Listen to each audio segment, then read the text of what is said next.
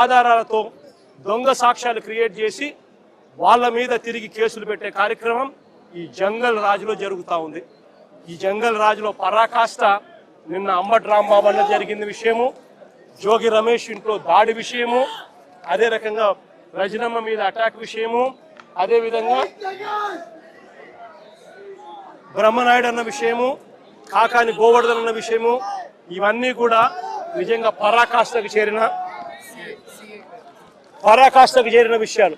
అన్నిటికన్నా ఆశ్చర్యం ఇంకోటి ఏంటో తెలుసా, ఒక మంత్రిని, అంబటి రాంబాబు అన్న ఒక మంత్రి, కాపు కులంలో నిజంగా గర్వంగా చెప్తా ఉన్నా నేను, ఒక టైగర్ అని కూడా చెప్తా నేను. గొప్పగా బ్రతికినాడు, గొప్పగా ఒక వాల్యూ ఉన్న వ్యక్తి, ఒక విలువలున్న వ్యక్తి అని కూడా నేను గట్టిగా చెప్తాను. అలాంటి వ్యక్తిని ఆశ్చర్యం కలిగించే విషయం ఏంటంటే, తప్పుడు కేసులో ఇల్లీగల్గా ఆయన్ని అరెస్ట్ చేయడమే కాకుండా స్టేషన్లో ఈ నల్లపాడు సిఐ వంశీ అట, పట్టాభిపురం సిఐ ఇంకొకడు వెంకటేశ్వర్లు అంట, వీళ్ళు అంబటి రాంబాబు అన్నను ఫిజికల్గా కొట్టడం జరిగింది. ఫిజికల్గా ఒక మంత్రిని కొట్టడం, అబ్యూస్ చేయడం. నిజంగా ఏం ప్రజాస్వామ్యంలో ఉన్నామా లేదా అని ఆలోచన చేయమని అడుగుతా ఉన్నా నేను. ఎల్లకాలం ఈ ప్రభుత్వం ఉండదు. దాదాపుగా 200 మంది సిఐలు, ఎస్ఐలు, డిఎస్పీలు ఇటువంటి వాళ్ళు విఆర్లో ఉన్నారు. మీ ప్రభుత్వంలో మీరు వీళ్ళందరినీ కూడా పక్కన పెట్టిన పరిస్థితిలో వాళ్ళంతా ఉన్నారు.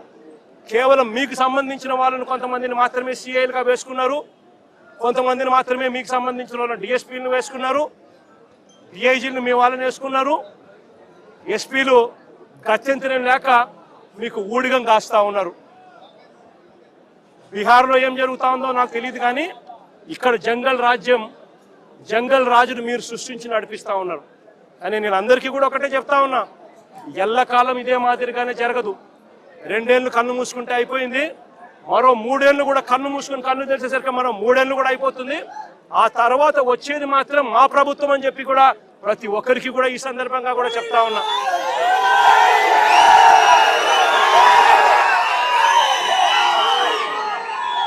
చంద్రబాబు నాయుడు గారికి చెప్తా ఉన్నాను, ఆయన కొడుకు చెప్తా ఉన్నాను, ఆయనకు కొమ్ము కాస్తా ఉన్నా ఆయన పార్టీ ఇతర పార్టీ నాయకులకు చెప్తా ఉన్నాను, ఆయనకు కొమ్ము కాస్తా ఉన్నా ఇలాంటి పోలీసు అధికారులకు కూడా చెప్తా ఉన్నాను.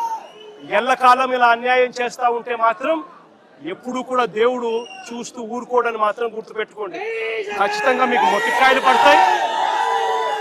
రేపు పొద్దున మా ప్రభుత్వం వచ్చిన తర్వాత వీటి అన్నిటి మీద కూడా ఎంక్వైరీలు వేస్తాము, వడ్డీతో సహా చెల్లిస్తారు అని కూడా ఈ సందర్భంగా అందరికీ కూడా చెప్తా ఉన్నాం.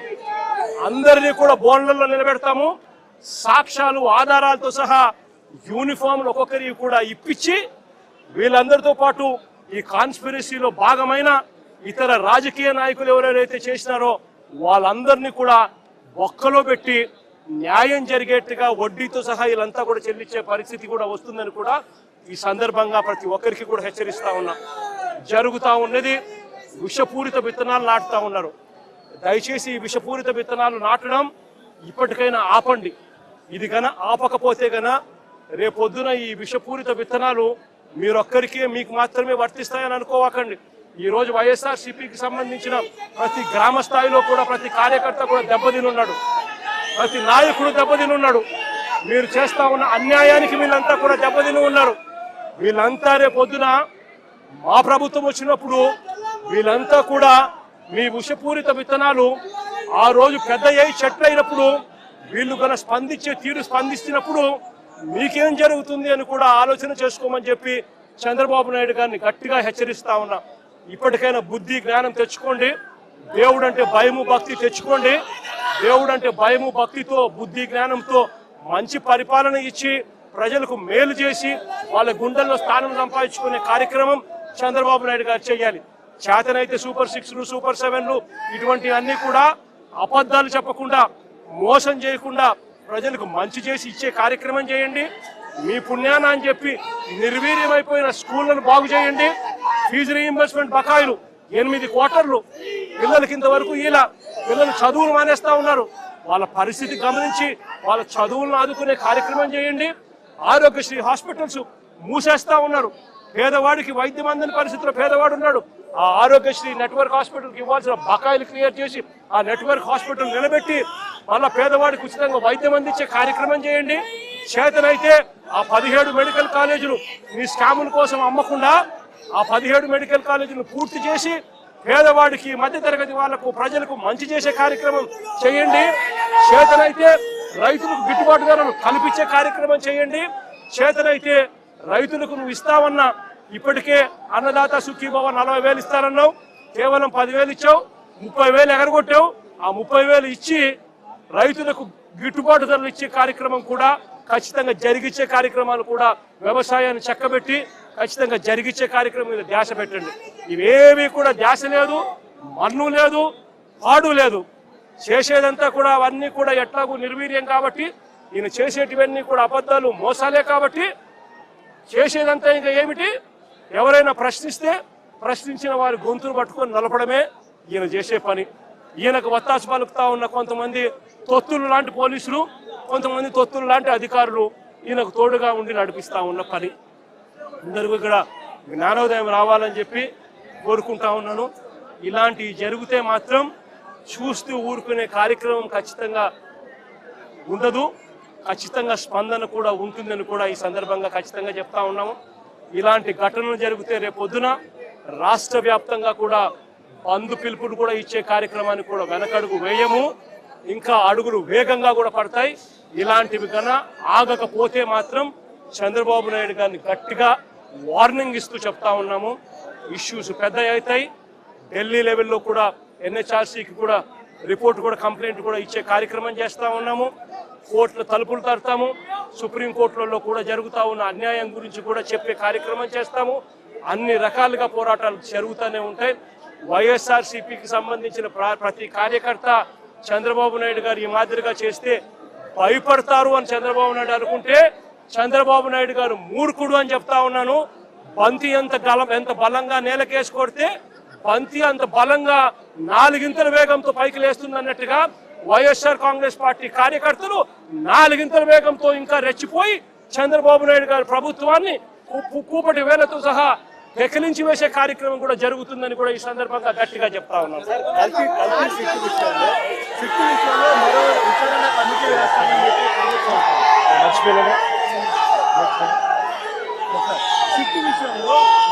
సుప్రీంకోర్టు ఇచ్చిన కల్తీ విషయంలో మరో కమిటీ కూడా వేస్తామని చెప్పి